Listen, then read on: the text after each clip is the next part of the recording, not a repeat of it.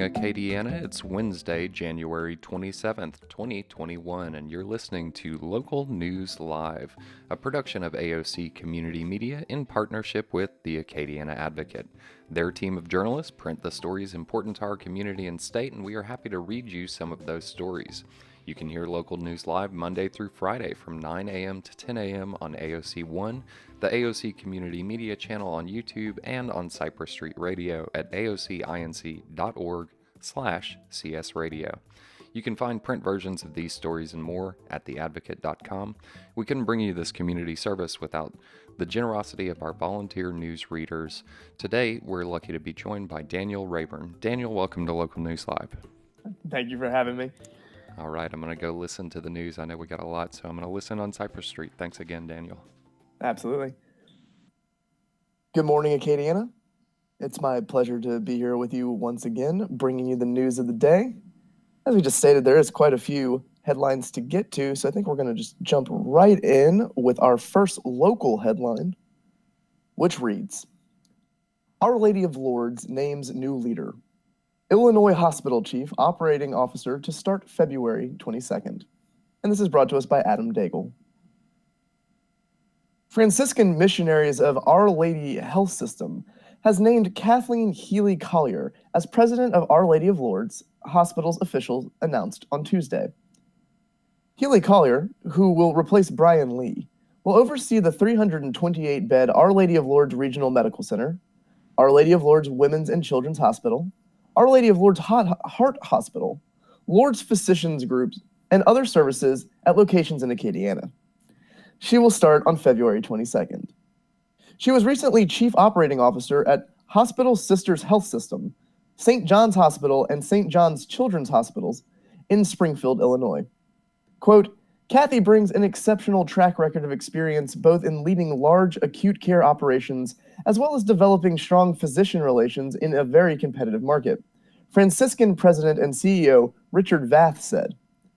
As aligned as those skills are to this role, we are even more impressed with her commitment to Catholic healthcare. Kathy is an authentic and effective leader grounded in the values of serving those most in need. Healy Collier's career spans more than 20 years in operations roles, including her time as Chief Operating Officer of the 650-bed Brookwood Baptist Medical Center in Birmingham, Alabama, and as Executive/Administrative Director, Operations and Systems Director at Le Bonheur Children's Hospital in Memphis, Tennessee for 15 years. Specialties include key areas of finance, revenue cycle, technology, and strategy, and she has served as teaching faculty for several healthcare graduate programs. She has a doctorate and master's degree in health administration from the University of South Carolina and a bachelor's from St. Louis University. Quote, Kathy Healy Collier is an exemplary leader, and I'm especially impressed by her commitment to the calling of Catholic healthcare, said Lourdes Board Chair Brian Hanks.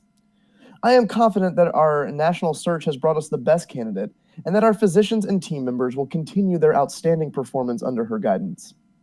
Lee, who left last month for a position in Virginia, spent almost 4 years as president, helping Lourdes expand its Acadiana footprint with the acquisition of Women and Children's Hospital, opening an emergency room in Scott and 4 urgent care locations and further aligning with Lourdes Heart Hospital.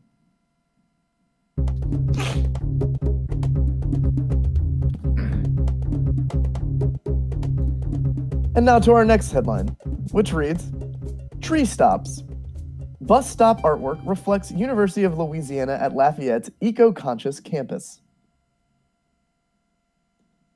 Vinyl illustrations of sprawling oaks adorn the interior walls of 4 3-sided roofed bus stops at the University of Louisiana at Lafayette's campus. Gretchen Lacombe Vinacore, director of UL's Office of Sustainability, said the artistic contributions represent the eco-friendliness of the campus, which is home to numerous towering oaks. The covered stops are part of the Lafayette Consolidated Government's Adopt a Stop program. Bus patrons waiting for transit system buses at Foster and Maxim Doucet Halls and at the French House and the Heritage at Cajun Village can find shelter from the rain and sun at the 4 covered stops, all of which feature seating.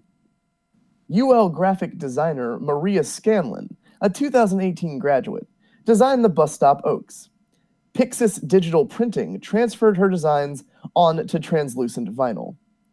Vanacore said bus stops complement the campus's sustainability master plan, which encourages fewer vehicles to limit gas emissions, which is an objective of the plan.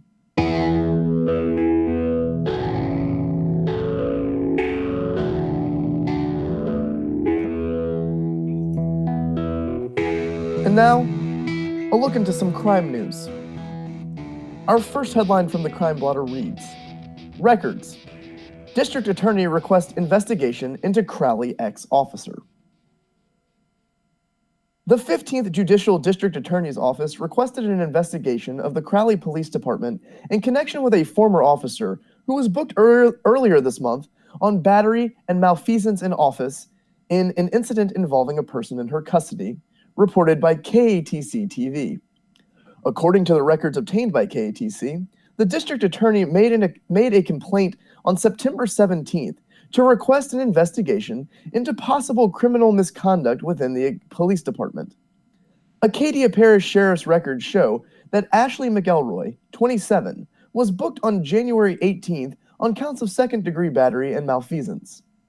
Sheriff K.P. Gibson confirmed that McElroy was booked in connection with an incident involving a person in her custody. Records show that McElroy's bail was set at $35,000.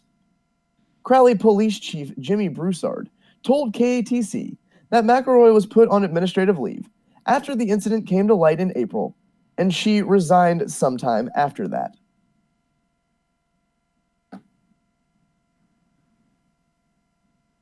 We have a secondary crime headline, and it reads, Abbeville man arrested on drug counts. A 38-year-old Abbeville man is accused of multiple drug counts after police responded to an alleged kidnapping. On Monday, the Maurice Police Department responded to a local business in response to a woman alleging to have been kidnapped, according to Vermilion Parish Sheriff Mike Cuvillon. The officer was able to identify the suspect as Michael B.J. O'Brien Jr., and upon attempting to detain him, O'Brien fled on foot. After a short foot pursuit, the suspect was taken into custody. Police searched O'Brien's vehicle and found suspected narcotics and a firearm, according to Captain Drew David, spokesperson for the Vermilion Parish Sheriff's Office. Agents with the Vermilion Municipal and Sheriff's Narcotics Task Force responded to and assisted and were able to obtain enough evidence to arrest O'Brien on several narcotics charges.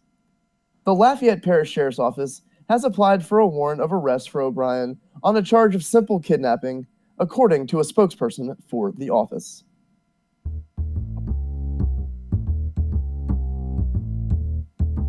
And now it seems we have a third crime headline, which reads, Car catches fire outside Lafayette business. A vehicle fire was extinguished at a business on Salesman Street in Lafayette. The Lafayette Fire Department said it responded to a commercial fire at Slick's Garage on Salesman Street on Tuesday afternoon. When first responders arrived, a vehicle was on fire next to the building. Firefighters quickly extinguished the fire before it spread to the building. The car was totaled, and the metal exterior of the building sustained heat damage, the fire department said. There were no injuries. Fire department spokesman Alton Trahan said the owner of the business was loading the vehicle into a tow truck when it began to spark. Fuel from the vehicle ignited, engulfing the vehicle.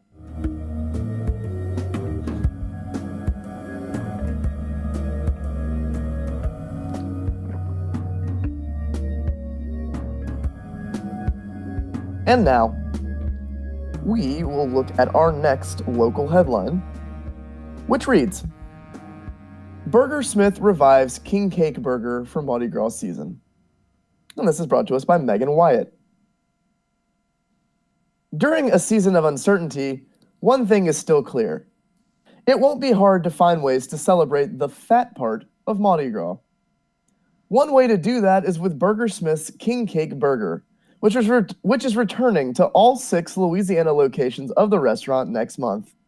Quote, I think we're all missing our Mardi Gras traditions this year, so we wanted a safe way for customers to keep the celebration going, said Russ Umberch, BurgerSmith's vice president of operations, in a statement.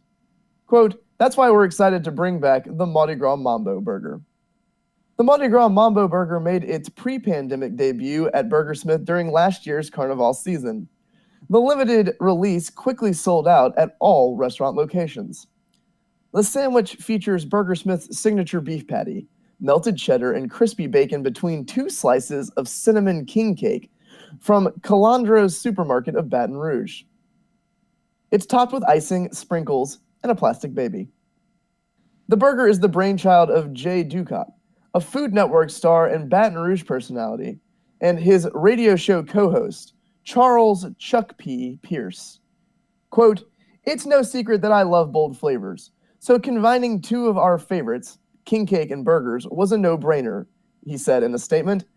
"The result was even better than we anticipated. It's part tradition, part nostalgia, and a whole lot of deliciousness after all." After all, isn't that what Mardi Gras is all about?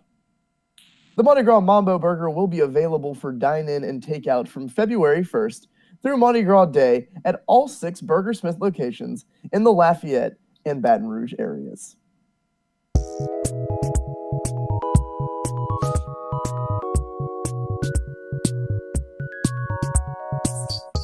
Now we'll take a quick step away from the headlines for a PSA break. Everyone should have shelter, and Louisiana weather can be especially unforgiving. Due to COVID-19 and concerns for community spread, there has been a dramatic decrease in available shelter beds. That means many experiencing homelessness may have no other option than to sleep on the street.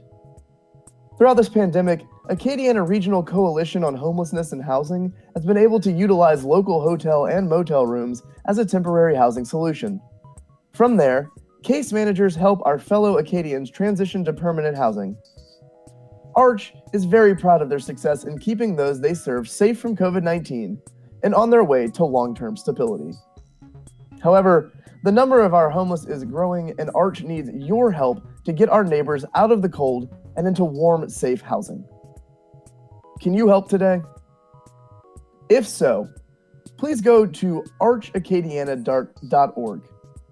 If you would prefer to give by check, please mail to Arch, which is ARCH, at P.O. Box 3936 in Lafayette, Louisiana, 70502.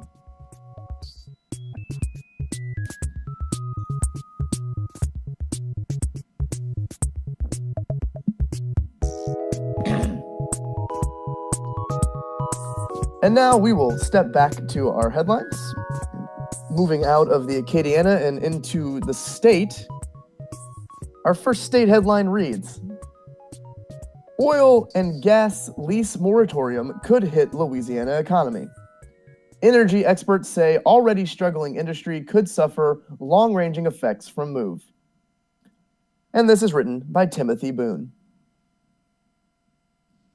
A wide-ranging moratorium on new oil and gas leases on federal land and water that is expected Wednesday from President Joe Biden could have a long-ranging impact on Louisiana's economy and an already struggling oil and gas industry. The biggest long-term impact would be in the Gulf of Mexico, where drilling has been ravaged in recent years by low prices and reduced demand caused by the coronavirus pandemic. While the effect of the pause is expected to be minimal onshore because Louisiana has relatively small amount of drilling happening on federal land, said Eric Smith, Associative Director of the Tulane Energy Institute. Drilling on private lands is largely regulated by the state. Smith also foresees a potential hit to the downstream sector, in which chemical plants and refineries depend on a stable supply of low-priced oil and natural gas as raw materials for the products they make, and potentially would shift their oil needs to overseas sources if prices rise. According to figures from the U.S. Bureau of Land Management, there were just under 59,000 acres of producing oil and gas leases on federal land in Louisiana in fiscal 2019. That compares to 1.1 million acres of producing leases in Utah, 1.5 million acres in Colorado, 3.9 million acres in New Mexico, and 4.1 million acres in Wyoming. As for downstream operations, Louisiana and Texas account for 16% of the nation's crude oil refining capacity, 30% of the ammonia production, and a large chunk of the plastics business, Smith said. 1/3 of the products from Louisiana refineries are used in other states. Quote, if you start screwing around with the delicate balance of production, then taxis aren't running in New York City, he said. And Smith said depending on how the regulatory changes are handled, it could have the same effect on Louisiana's oil and gas industry as the offshore drilling moratorium put in place in the Gulf of Mexico after the Deepwater Horizon disaster in 2010. Because multiple permits are needed to drill for oil offshore from multiple federal agencies, there are a number of ways to shut down drilling. Quote, we could certainly see a revision if they start strictly enforcing leasing and permitting in the Deepwater Gulf, he said. The president's expected actions follow a 60-day suspension of new drilling permits for U.S. lands and waters announced last week and follows Biden's campaign pledge to halt new drilling on federal lands and end the leasing of publicly owned energy reserves as part of his plan to address climate change and long-term transition to renewable energy, including solar and wind power. The moratorium does not affect existing oil and gas leases, which could keep the industry active for years to come. The moratorium is intended to allow time for officials to review the impact of oil and gas drilling on the environment and on the climate. Quote, all of these signals are really bad for a big industry in our state, said economist Lauren Scott. Offshore drilling activity and the number of people working in the oil and gas industry has declined since 2014, mirroring the drop in crude oil prices after production surged with the widespread use of new drilling technology. Back in 2014, the average price for a barrel of crude oil was $93.17. In 2020, the price was $38.52, exacerbated by declining worldwide demand caused by the coronavirus pandemic. During the same period, the offshore and onshore Louisiana active rig count has dropped from 111 in 2014 to 45 in 2021.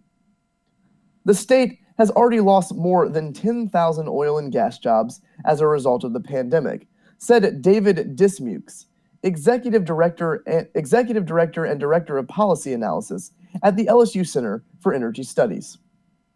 A moratorium on drilling and new restrictions will make clawing back those jobs, quote, pretty tough.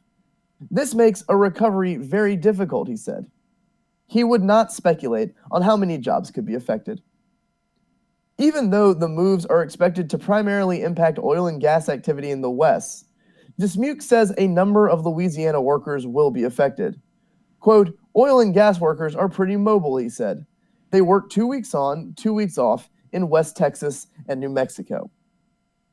Stephen Barnes, director of the Blanco Public Policy Center at the University of Louisiana at Lafayette and an associated professor of economics, said Biden's expected moves may have more of an impact on the economy than the environment.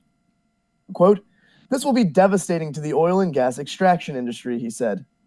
That includes businesses in Houma and Thibodaux that support activity at Point Fouchon. Port Fouchon services more than 90% of the deepwater oil production in the Gulf and is the base for Louisiana Offshore Oil Port, which handles up to 15% of the nation's domestic oil supply. If the domestic crude oil extraction industry is crimped, then American petrochemical plants and manufacturers may be forced to turn to foreign petroleum to keep running.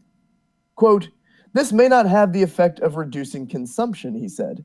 The global oil market may respond with higher prices and more sales from the Middle East and Russia. The key is how long any sort of drilling moratorium will last, Barnes said. If domestic drilling is halted for a year, then companies will have to readjust and make bigger changes quickly. Quote, if it's for a shorter term, then we will just hold their breath and see, he said.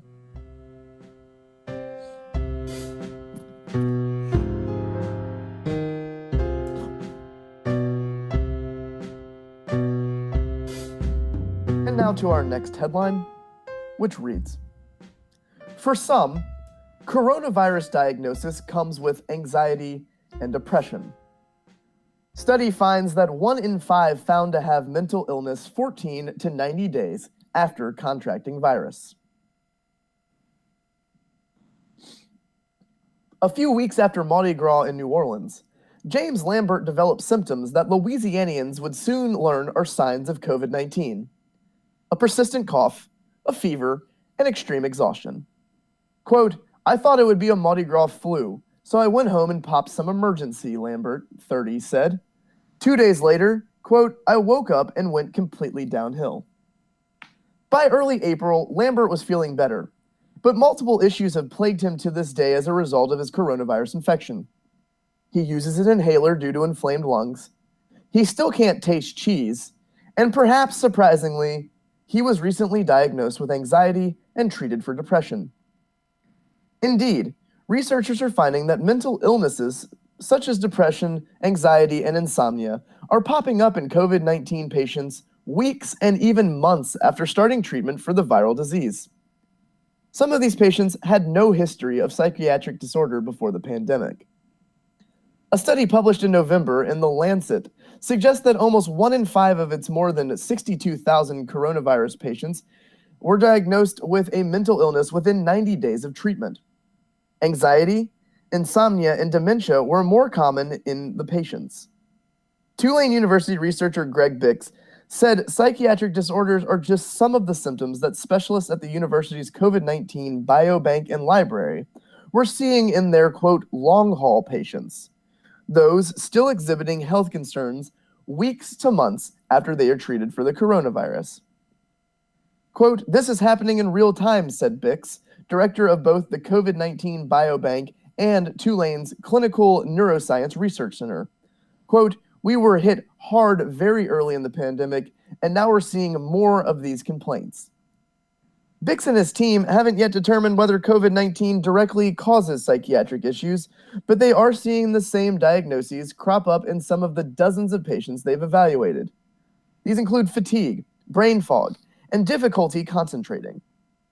Their research is still in its early stages, but Bix said that the work suggests that 10 to 20% of coronavirus patients suffer from these symptoms after treatment.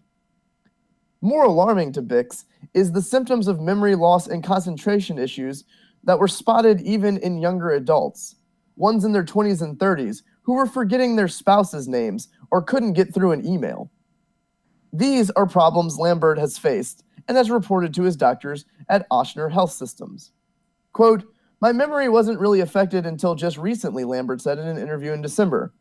"I feel like I'm losing it. I forget where my keys are, and I leave my phone at home." Similar complaints of memory loss, fatigue, and other stress-related symptoms have lit up the crisis line at the South Central Louisiana Human Services Authority's office in Houma. Some callers have reported that they had COVID-19, Executive Director Lisa Schilling said, but her office doesn't keep track of how many coronavirus patients have called in. Quote, "We've had patients who have come into our sites or called into the call line about having COVID-19, Schilling said. The anxiety and stress is overwhelming to them. Schilling said depression is typically the most common mental illness among the office's patients. Anxiety and stress numbers follow closely and are rising. Though Schilling and Louisiana Department of Health officials have seen an increase in mental illness calls, not all these callers have had COVID-19. Bix said research still indicates that the pool of coronavirus patients experiencing these symptoms is relatively small. The bad news is that the virus is still spreading, and researchers still haven't determined why some COVID-19 victims are developing psychiatric illness and whether they need a treatment different from mental disorders not related to COVID-19. Quote, "Certainly the vaccine is not going to do anything immediate in the terms of our coronavirus case numbers," Bix said. "It's going to take months for that impact to show, and it will certainly have no impact on the people who already got sick. This doesn't completely go away in 6 months." The Tulane School of Medicine and the Blood Center are accepting plasma donations from people who have recovered from COVID-19. The donations help researchers see which long-term symptoms could be most prevalent after the virus leaves the body. For COVID-19 patients seeking mental health guidance and help, the state health department and clinic partners across Louisiana offer 2 crisis call lines open around the clock and video appointments with healthcare providers, said Karen Stubbs, Assistant Secretary of the Office of Behavioral Health. Quote, "These hotlines are a preventative mechanism," Stubbs said. "Talk about your anxieties early on so you don't internalize them." Lambert said he's consulted Ochsner doctors in person and virtually, and said his time in therapy has altered his life. In retrospect, he now views that relentless virus he contracted last year as the problem that pushed him towards something he desperately needed: someone to talk to. Quote, "I've always run away from the reality of depression and anxiety, but COVID-19 has forced me to recognize that my road to recovery is both mental and physical," Lambert said.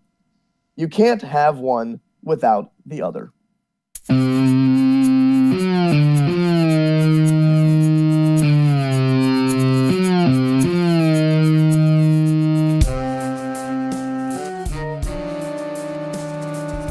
now, on to our next headline, which reads, "More aid sought to rebuild after storms.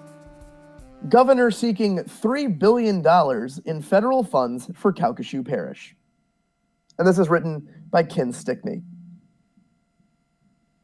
Governor John Bell Edwards and Calcasieu Parish leaders announced Tuesday that the governor has requested an additional $3 billion from the federal government to rebuild the community in the wake of two devastating 2020 hurricanes.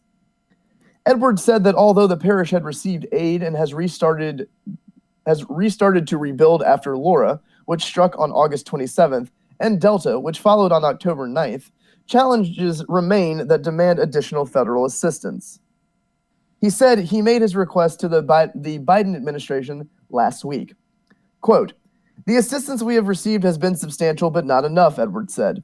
"Additional money would help the area rebuild single-family homes, build adequate rental homes, fix or improve infrastructure, replace agricultural losses, and mitigate against future disasters in the storm-ridden corner of the state, which has suffered from hurricanes that also included Rita in 2005 and Ike in 2008. Governor Edwards said Louisiana has had some success in securing federal funding, but the scope of the challenges requires more federal contributions. The governor listed a litany of improvements in the area, including restored ferry service and repaired bridges, debris removal, restoration of power, and road repairs. He also said that at the peak of the disaster, more than 18,000 people had been evacuated to shelters in Texas and elsewhere in Louisiana. Evacuees now number fewer than 1,000. Parish Administrator Brian Beam said he's uncertain how many people have left the area long term. Calcasieu Parish people are generally tied by family, he said, and he expects long-term residents who haven't returned yet will return when their homes are habitable. People with fewer ties to the community, especially renters, may not return if they have no place to live. The parish is forming a rebuilding plan that will include 6 areas of emphasis, including community planning and capacity building, economic recovery, health and social services, housing, infrastructure, and natural and cultural resources. The plan will permit the parish to focus on long-term recovery, but also to strengthen infrastructure against future storms, officials said. Beam said Alberto Galan, assistant to the administrator, will be the point person in developing the formal plan, which may take some 6 to 9 months to complete and will draw on community involvement. Republican leaders spoke well of Edwards' effort to rescue and revive the region. State Senator Ronnie Jones said he accompanied the governor in a helicopter to survey the damage after Laura, and said Governor Edwards pledged to help southwestern Louisiana get back on its feet. Lake Charles Mayor Nick Hunter said the state has been a stalwart supporter in the recovery process. He said his own staff feared that the hurricanes might have brought lingering damage to water and power infrastructure that might delay the area's recovery, but that didn't happen. Quote, "Not one major employer said we're out because of the storms," Hunter said. Hunter said local leaders had, quote, "hiccups along the way to recovery, but more things went well than poorly. Jim Rock, executive director of the Lake Area Industry Alliance, said the parish was transitioning from its response phase to recovery. He said it's important to rebuild a more sustainable community, one with an improved quality of life. Quote, Don't just build the same thing, he said. Build better.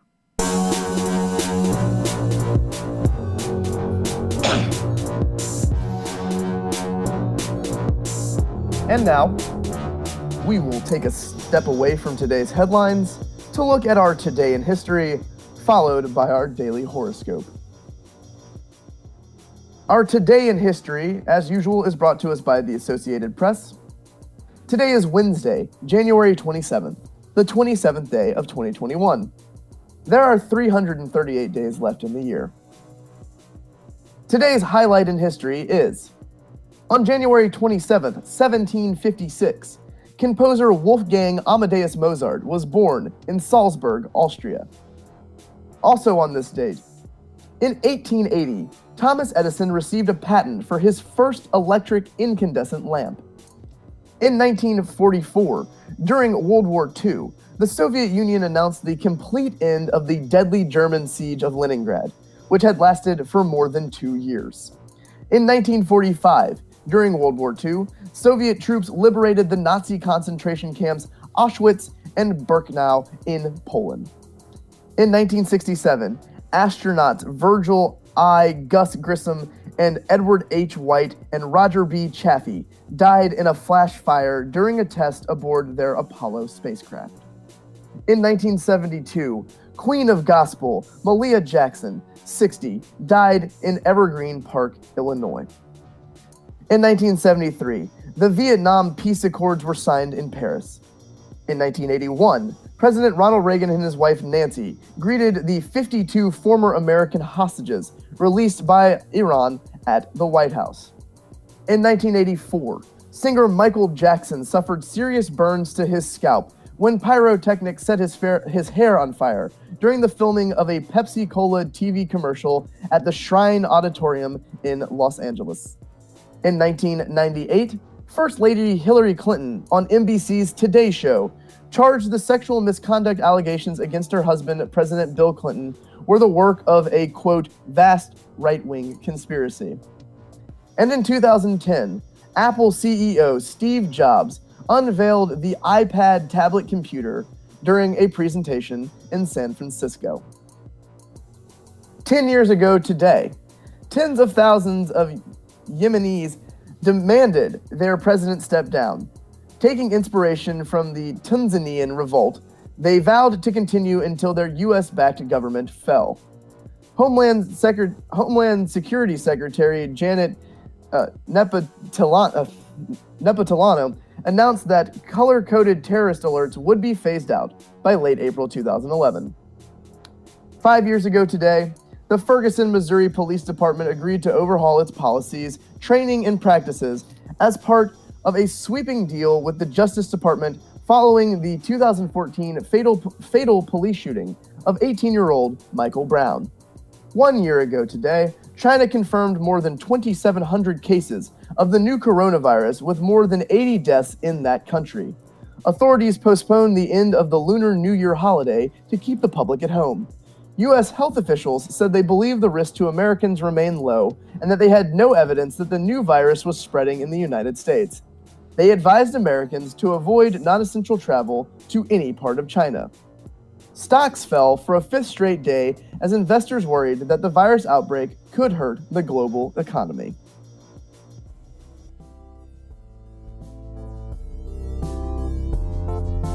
Now we'll shift over to today's famous birthdays. And we'll begin again with actor James Cromwell, who has turned 81 today. Rock musician Nick Mason of Pink Floyd has turned 77. R&B singer Nedra Talley of the Ronettes has turned 75. Chief U.S. Justice John Roberts is 66 today. Country singer Cheryl White is also 66. Actor Mimi Rogers has turned 65. Rock musician Janet Gers of Iron Maiden has turned 64. Actor Susanna Thompson is 63. Political and sports commentator Keith Olbermann has turned 62 today. Rock musician Gillian Gilbert is 60 years old. Actor Bridget Fonda has turned 57. Actor Alan Cumming is 56. Country singer Tracy Lawrence is 53 today. And rock singer Mike Patton is 53. Rock musician Michael Cluess of James has turned 52. Actor-comedian Patton Oswalt is also 52 today. Tennis player Marat Safin has turned 41. And finally, rock musician Matt Sanchez of American Authors is 35 today. And with that, we will move on to our horoscopes. We begin with Aquarius, which is birth dates of January 20th to February 19th. And it reads, "Be ready for whatever comes your way. Think fast, but don't act prematurely. Timing is everything, and it's essential to know when to make your move and when to sit tight." For Pisces, which is birth dates of February 20th to March 20th. Get out there and make your presence known. Be innovative and demonstrative, and you will gain recognition for what you're trying to achieve. For Aries, which is birth dates of March 21st through April 19th. Refuse to let your emotions take the reins. You'll excel if you keep your thoughts to yourself and put your energy into getting things done. Make up your mind and take care of business. For Taurus, which is April 20th to May 20th birth dates. Take a creative approach to everything you do.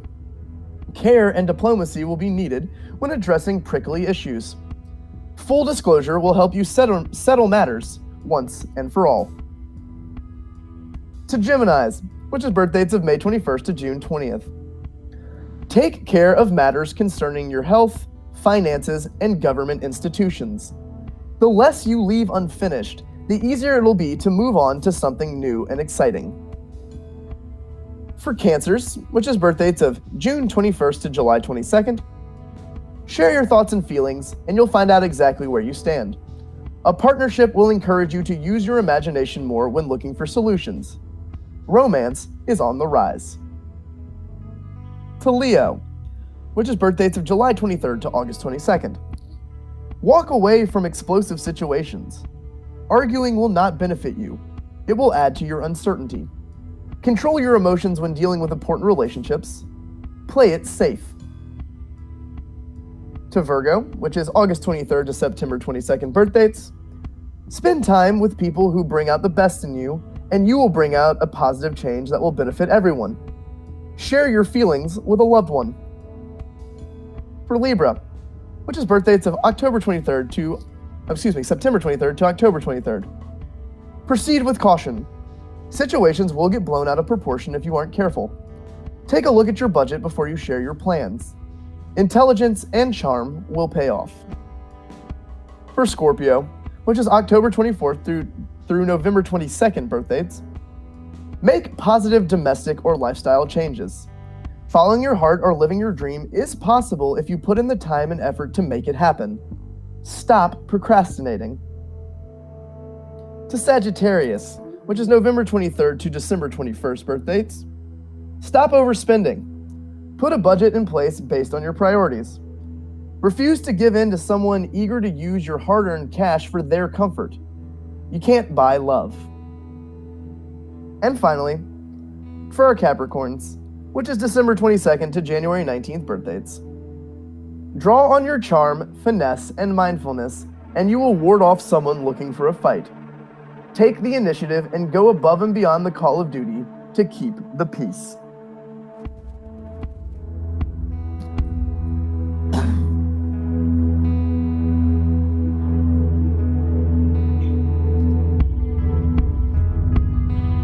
And with that, we will jump right back into some of our state headlines.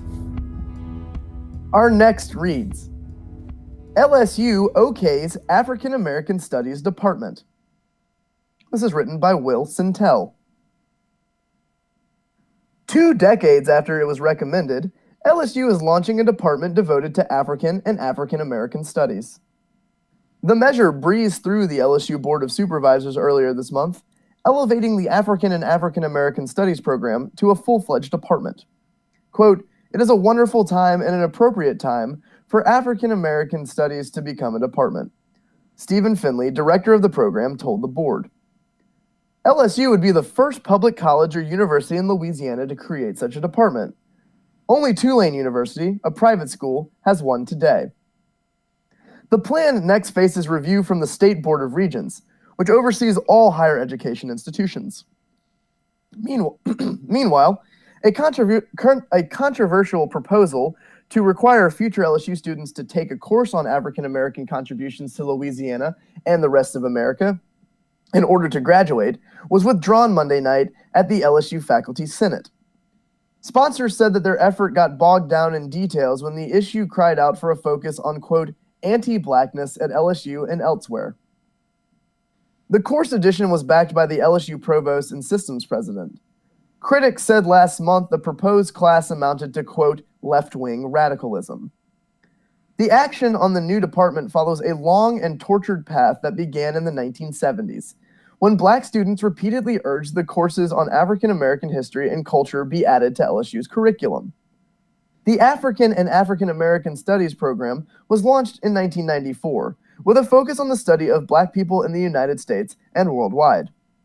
A few years later, a consultant hired by the school recommended that the program be upgraded to a department. Similar departments had sprung up nationwide during the 1970s and 1980s, according to a report submitted to the Board of Supervisors. But the recommendation went nowhere for 20 years. Finley said Tuesday he thinks a confluence of events, including the reaction of students to the deaths of George Floyd and others who were killed by police last year, helped pave the way for approval of department status. Quote, I think that was certainly part of it, said Finley, who is an associate professor of religious studies and African American studies. The action comes amid other changes on campus, including the removal of Troy Middleton's name from the main library last year because of questions about the former LSU president's racial views and the review of street and building names with ties to the Confederacy. The Board of Supervisors was told that giving the African and African American Studies program department status would add prestige to the school. Quote, a full-fledged African and African American Studies department would place LSU in a leadership position, the SEC, and the nation, and magnify its image as a progressive, innovative, ultra-modern, and forward-moving institution of higher education, all of which could give LSU a competitive advantage in the recruitment of African American students and in attracting African American faculty, according to a report that accompanied the recommendation. LSU officials also noted that Black residents make up about one-third of Louisiana's and more than half of Baton Rouge's populations, and that the school has one of the highest enrollments of Black students of any mostly white college in the South. Department status for African American Studies not only carries a certain prestige, it also means that, unlike a program, it will not depend on faculty from other departments for its operations. Departments also enjoy more budget and other autonomy than programs. In an email Tuesday, co-sponsor and Professor Sanja D. Wiley said the Faculty Senate proposal to require students to take an African American Studies course was the victim of a, quote, stall tactic, delay techniques, and the ultimate watering down of the primary objective, which was confronting, quote, anti-blackness by giving undergraduates access to an anti-racist class. The other co-sponsor, Professor Cassandra D. Cheney, said the same point.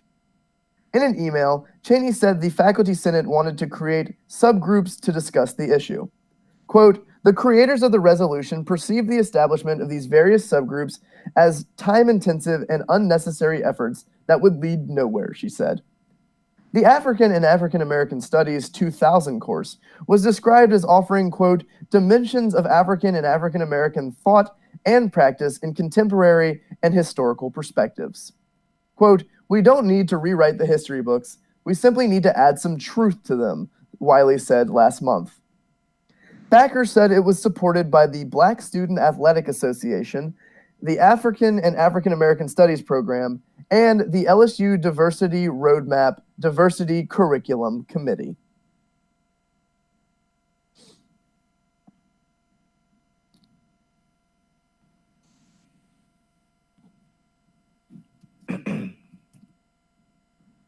And now on to our next headline, which reads, New Orleans Mardi Gras crew faces backlash over ball. City threatens to withhold 2022 parade permit as Knicks disputes claims of disregarded protocols. And this is written by Doug McCash. In a news conference on Tuesday, New Orleans City Hall spokesperson Bo Tidwell expressed dismay that the Mystic crew of Knicks had held its annual Carnival Ball in a Biloxi, Mississippi casino on Saturday, seemingly without regard for coronavirus-suppressing protocols. Based on photos of the Knicks Mix Masquerade Ball that appeared on social media after the event, many participants were unmasked. Prompted by a reporter's question, Tidwell said the city would consider refusing Knicks a parade permit for its next parade based on the crew's disregard for safety. Quote, "What Knicks did over the weekend did a disservice to public health," he said. "It's certainly something we're going to look at when it comes to looking for permits next year." Tidwell pointed out that traveling outside of New Orleans was no defense against the coronavirus, and he called on the Knicks members who attended the event to quarantine and be tested upon returning to the city. The ball, he said, held the potential to be a super spreader event. Quote, "Everyone involved should know better," Tidwell said. "Everyone in this room and in the city should know better. And we do know better." Hours after Tidwell's comments, Knicks spokesperson J. Douglas Sunsuri issued a written statement disputing the city's claims. Sunsuri, an attorney, argued that, quote, "The gathering this past weekend in Biloxi was in total compliance with all social distancing guidelines and Centers for Disease Control and Prevention requirements at the Imperial Palace in Biloxi." He added that in his opinion, quote, "If this gathering was conducted in Louisiana and or Orleans Parish, it would have fully and completely complied with any social distancing and or CDC guidelines." On January 8th, which was the most recent peak in cases in New Orleans, Mayor LaToya Cantrell tightened restrictions, limiting businesses to 25% capacity. Indoor and outdoor sporting events were reduced to 4% capacity. Cantrell has already banned indoor service in bars as of December 30th.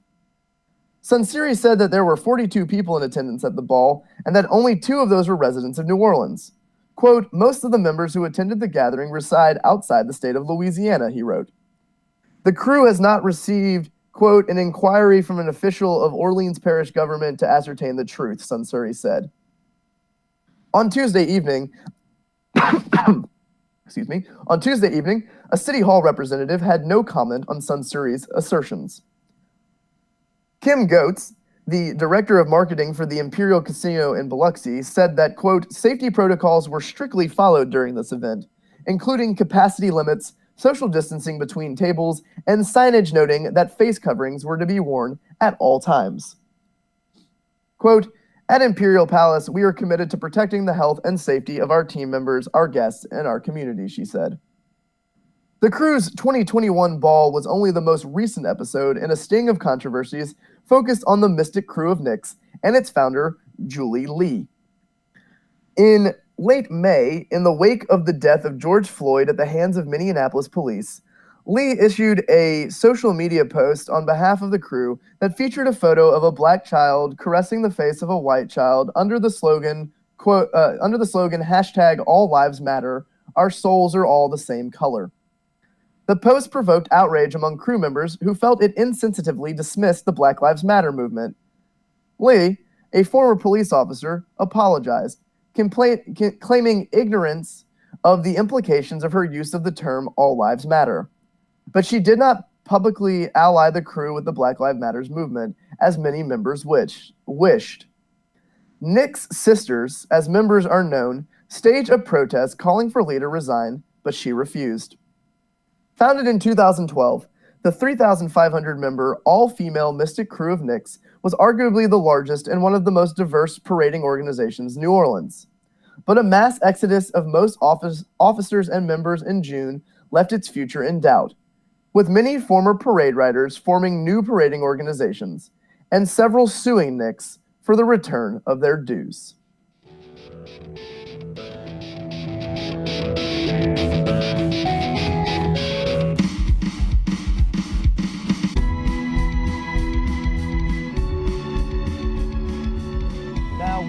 make our move into the world of sports. We only have one sports headline today. It'll also be our final headline of the morning. And our sports headline reads, "Fired up. 9th-ranked Cajun softball team using scrimmages to sort through deep roster." And this is brought to us by Kevin Foote.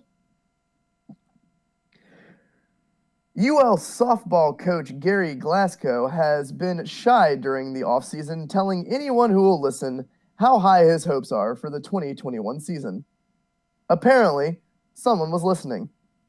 A week after DI softball ranked the Ragin' Cajuns number 7 nationally, the two major collegiate softball polls, USA Today, NFCA, and the ESPN.com/USA softball polls, both ranked the Cajuns number 9 in their preseason polls released Tuesday. Quote, "We're really fired up," Glasgow said. "We feel like we've got an even better team. We're deeper. We've got a better ability to play fast. We want to play fast because we've got a lot more speed this year. We believe we have a better defensive team and we have more power." A year ago, the Cajuns got off to an 18-6 record against the toughest schedule nationally, earning them the number 1 RPI ranking when the coronavirus shutdown hit. Quote, "We're not worried about last year's team," Glasgow said. "Last year is gone, a long time ago. We're strictly focused on this year." While the road gauntlet Glasgow's Cajuns walked last year won't be duplicated, his team will still be tested if the preseason polls are accurate. Among the teams currently on UL's schedule are LSU, which is number 5 in both polls, the University of Texas, ranked number 6 and 7 respectively, Alabama, which is ranked number 8 in both polls, Oklahoma State, ranked number 10 and 11 respectively, and Baylor University, which is ranked number 18 and 22 respectively. The Cajuns are scheduled to open the season against number 18 Baylor on February 12th at Lamson Park. Quote, "The schedule has kind of been fluid and been changing on us," Glasgow said. "But obviously, we're still going to have a very good schedule." Naturally, all games this season are tentative with the constant fear of COVID-19 issues. So far during preseason drills, though, Glasgow said the coronavirus obstacles have been few. Quote, "Yes, so far we've been able to handle it," he said. "We've got a player or two out here or there, but it's not been a major issue. But we know it could pop up any day. It's so easy right now with the contact tracing to lose 3 or 4 players at the blink of an eye." Currently, UL's coaching staff is 3 games into a 10 scrimmage period over 12 days to determine an opening day role. Quote, "I told the kids, write yourself in the lineup or write yourself out of the lineup by how you compete and how you play," Glasgow said. "We're having a good time and we're having a very productive spring. It's an extremely talented squad, a very deep squad, a very balanced squad. I think the lineup is even trickier to write than any year previously. We're trying to let them compete to see how they compete and how they perform under pressure. Fortunately, we're able to really have some pressure-packed games because of the amount of talent on the squad right now." Glasgow said he's got 16 players capable of being starters, and will try to determine a 12-player rotation over the next few weeks. The biggest issue to be determined during this stretch, though, is the number 2 pitcher, behind ace Summer Ellison. Quote, "It's really not a coach's decision," Glasgow said. "It's really a performance evaluation. You either compete well or you don't. That's the process we're in right now. We're going to write our lineup based on performance and not my idea or who I think is the best. It's going to be who performs the best under the pressure of competition." Glasgow is hoping to nail down a regular starting lineup by the weekend, and then will focus in on defensive positions next week. He'll then hold a few more scrimmages for final tuning and to, quote, "give everyone a little bit of a last chance."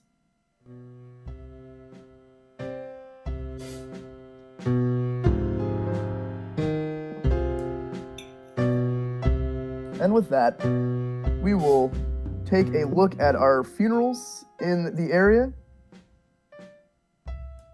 which today include Faith Bertrand, with services at St. John the Evangelist at 1:30 p.m. Charles Broussard, with services at St. Michael the Archangel Catholic Church at 10 a.m. Michael DeRuin, with services being held at David's Funeral Home at 6 p.m.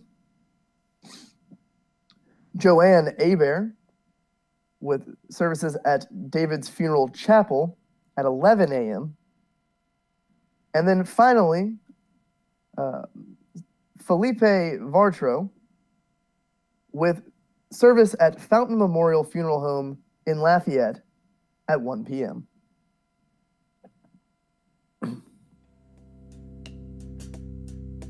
And that is all we have for today. This has been Local News Live for January 27th, 2021. And I've been your reader, Daniel Rayburn. Join us at 9 a.m. Monday through Friday on AOC 1, Cypress Street Radio, or the AOC Community Media channel on YouTube. You can read these stories and more at theadvocate.com and find out how to volunteer and more at aocinc.org. Thank you very much for listening. I hope you'll join us again tomorrow. And have a great day, Acadiana.